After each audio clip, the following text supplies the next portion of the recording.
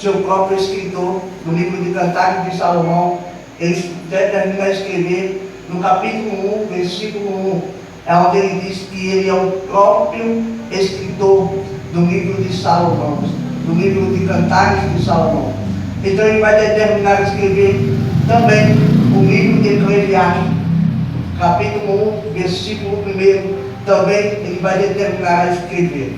Então, ele é o próprio filho do segundo rei. O primeiro rei foi rejeitado, porque o povo pedia ao rei, só que ele acabou errando em prática de obediência.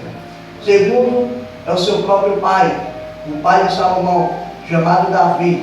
Davi no hebraico significa amado, porque ele era segundo o coração de Deus. Por isso que Deus achou ele como filho do segundo seu coração. Então, ele determina a escrever, pedir, então entra o seu filho, Salomão. Salomão, ele determina pedir a sabedoria a Deus, não para que fosse rico. Ele não pediu dinheiro, ele não pediu riqueza, ele não pediu palácio, porque ele já tem a palácio. Ele não pedia nada do que há na terra. Ele só pediu uma coisa, quando ele determina escrever esses 3 livros da sabedoria. Sabedoria é o que ele pede a Deus. Então, ele pedia a sabedoria para saber governar, liderar o povo de Israel. Então, ele vai determinar escrever essa carta de Eclesiastes. No hebraico significa Carral, Carral significa reunir, e reunir significa Assembleia de Deus. Então ele reunia para ouvir administrações de palavra. O livro Eclesiastes era só lido no tempo da festa do tabernáculo. Era só lido na festa do tabernáculo o próprio livro de Eclesiastes, o próprio livro de Provérbios, o próprio livro de Cantares de Salomão. Então ele determina escrever e falar ao culto as normas do que há pensamento. Então, estamos diante de um texto, no primeiro capítulo de Eclesiastes, ele vai falar sobre o tempo do terrestre e da vaidade. Porque tudo que há vaidade no mundo é vaidade. Então, eu não quero entrar nesse contexto da vaidade. Então, no capítulo 2, ele vai determinar o prazer que há dentro do coração, dentro do contexto ao mundo. Então, no capítulo 3, é onde ele vai determinar a escrever sobre o tempo. O tempo, se falando de espaço geográfico, é um espaço que determina ao tempo geográfico.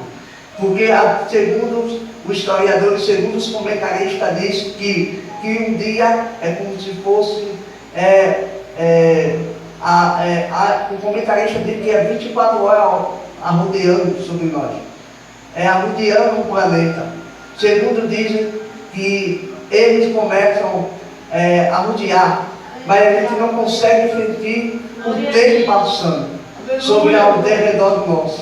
Ou seja, um movimento entre nós.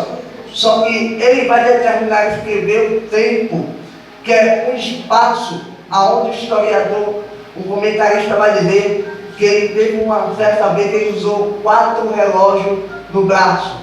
Ele olha para 4 relógios desses e determina olhar a hora dos 4 relógios. E ele determina ver, dizer, olha, esse tempo é ouro, esse tempo é precioso, esse tempo tem tempo determinado para tudo que há sobre a terra. Então, ele vai determinar, Salomão vai determinar escrever isso, explicar isso no meio do culto, no templo da festa do tabernáculo. Então, ele aqui está pregando sobre o tempo.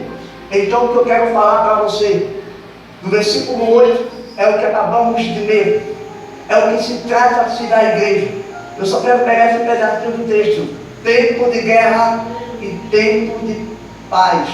Então, o momento que a igreja está vivenciando não só esse versículo 8, mas todos os versículos, do primeiro até o fim dos versículos, é o que estamos vivenciando hoje. É um tempo que estamos querendo chorar e se juntar, pega, ou de vez de juntar para fazer o legal, junta, se espalha.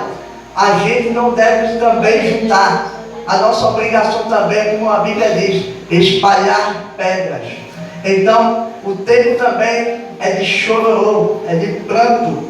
E tempo também de plantar, e tempo também de edificar. Há vários tipos de tempo que a gente estamos referindo à tradução de hoje. Então, ele está determinando a escrever, falar sobre o tempo que você viu e até agora você vê. Então, não é obrigatório praticamente você reconhecer todos os tempos, porque a gente não está em qualquer momento, em qualquer hora. Você está no local e hoje, a qualquer momento pode surgir uma notícia e você não está sabendo por quê? Falta de tempo.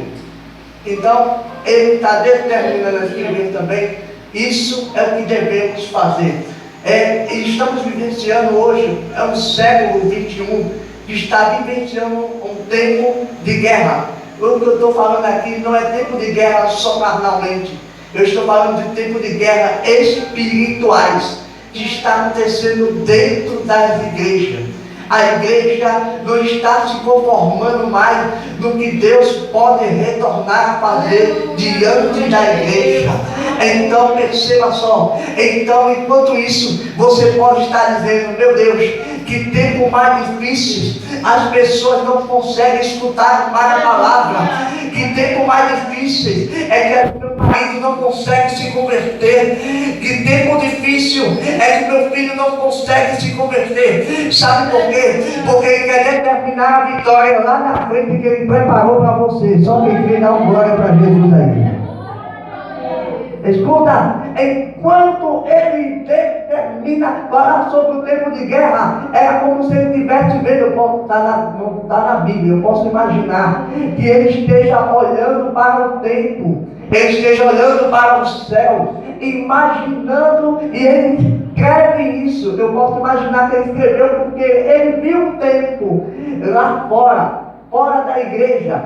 Era uma passagem muito, era um dia tão secular, que era tão perseguido o povo de Deus, que ele determinava escrever o tempo de guerra. Eu posso simbolizar como um tempo de perseguição, porque antigamente os cristãos eram mortos, por quê? Por ser peregrino da palavra de Deus.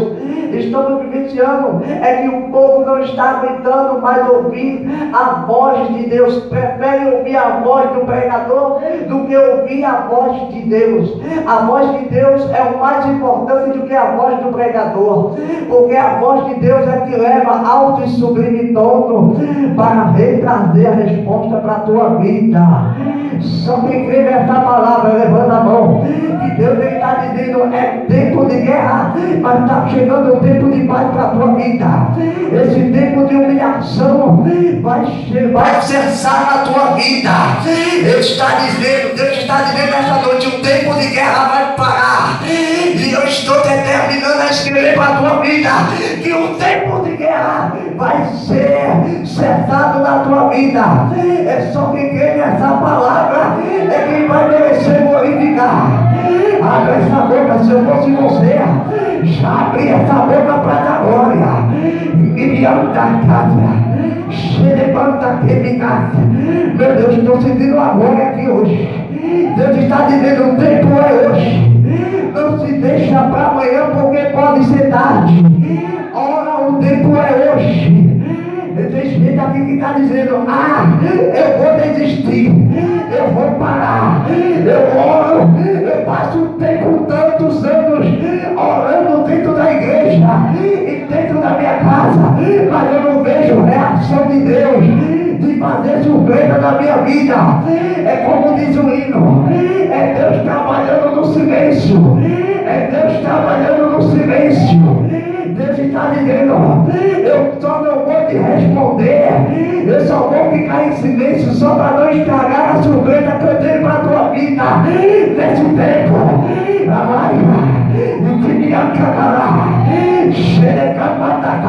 E Deus está dizendo, a hora é hoje que eu vou fazer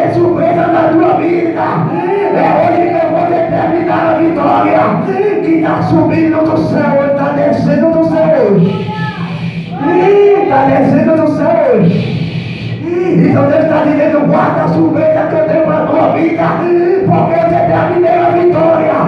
Já determinei a vitória para a tua vida. Só que quem essa palavra, pelo amor de Deus, levanta essa mão e dá um barulho de glória a Deus.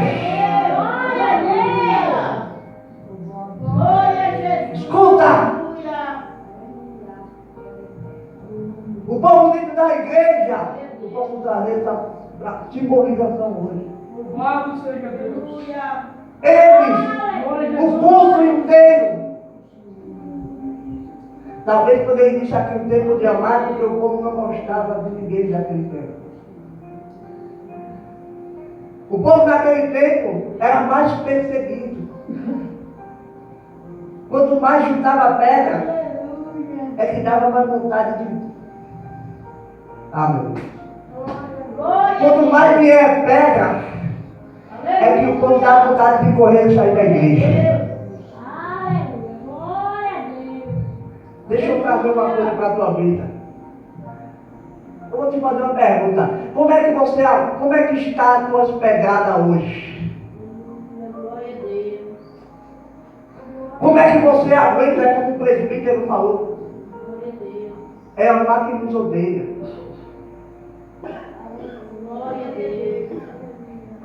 Dá mais tempo de espalhar do que juntar pedras. E o povo naquele antigamente, os primeiros cristãos, eles gostavam de juntar pedras. Quanto mais juntava, sabe o que acontecia? Para você da glória. Glória a Deus, aleluia. Glória a Deus. Eles oravam. Aleluia. Não, vou repetir de novo. Sabe que quanto mais eles juntavam pedra, sabe o que os cristãos gostavam mais de fazer? É para você dar glória, que você crê. Aleluia, glória a Deus. Glória a Jesus. Aleluia, glória a Deus. Ah, estou arrepiado já aqui hoje. Aleluia, glória. Sabe o que eles gostavam mais? Eles não gostavam de espalhar. Gostavam de juntar para fazer a oração. Glória a Deus. E quando vem as pegadas, eu sei que é doloroso, mas é como diz o ditado. Eu não sei se vocês vão concordar, a maioria das igrejas. Mas quanto mais vem a pedra, a gente constrói. Glória a Deus. Aleluia. Glória a Deus. Não pegou. Vou repetir de novo. Glória a Deus. É que quanto mais vem a pegada, a gente constrói legal. Para chegar a um nível de alcance até chegar a Deus. Porque Jesus ele também teve um tempo que ele foi maltratado. Ou seja, ele foi crucificado, ele foi cuspido, ele foi esbofeteado. Trazendo na linguagem de hoje, foi porrada que ele levou. Qualquer coisinha você quer sair da igreja. Ah, eu vou parar, mulher, porque eu estou vendo muitas pedradas. Aleluia. Glória a Deus. Está chegando o tempo de não desistir. Aleluia. É tempo de guerra? É, eu posso ter certeza. Mas quanto mais chega a guerra, mais aproximação de paz vem para a tua vida. Aleluia, glória a Deus. Olha só. Eu vi na Bíblia um homem que levou tanta pedrada. Sabe quem foi? Em Marcos capítulo 4 e o versículo 46. Havia um homem na beira do caminho, um homem chamado Cego Bartimeu. Como é o nome do cara? Como? Aí ele estava lá no meio do caminho, ó. Aí quando Jesus ia passando por Jericó, a Bíblia diz que ele, em canto, e saindo Jesus. Na volta, Jesus, ele grita. Eu posso imaginar que na entrada, ele escutou a voz de Deus. Porque a Bíblia diz, entrando em Jericó, ele tinha escutado na voz. Aí na segunda, é que ele escuta a segunda vez que ele diz, quem é? Eu posso imaginar ele, quem é que está aí? Eu estou cego, mas quem é que está aí? Aí ele pode dizer, é Jesus. Teve um cara na multidão, eu posso imaginar, porque a Bíblia, em outras traduções, pode dizer isso. A Bíblia diz que ele começa, enquanto eu posso imaginar ele dizendo, eu posso imaginar o que estava com Jesus, porque Jesus era notório. O que é notório? Era famoso. Cabelo para a linguagem de Deus. Jesus ele era reconhecido, igreja. Enquanto o outro estava gritando, Jesus, filho de Davi. Aí vem a primeira pedrada. Glória a Deus. Cala a boca. Cala a boca que ele não vai te ouvir não. Cala a boca que ele não vai te escutar. Ele já está a mais de 1 metro. Como é que ele vai te escutar? Aí eu posso dizer para vocês, trazendo para a língua de hoje, ninguém cala a voz de um adorador. Só quem é adorador é quem vai não parar de adorar. Pode vir pior pedrada que tem, mas você não para de adorar. Pode vir pior pedrada que tem, mas você não para de adorar a Deus. Deus está dizendo essa noite, pode vir até a última rachada de pedra, querer te atrapalhar na presença de Deus. Mas sabe o que Deus está te dizendo nessa noite? Não é hora de parar, por causa das coisas que há no mundo, querendo desenvolver você, querendo movimentar você. Mas Deus está dizendo, ninguém cala o adorador, ninguém cala o adorador. Quem é brasileiro aqui, levanta essa mão e dá um glória para Jesus. Dá um maior grito, cuide cada mais.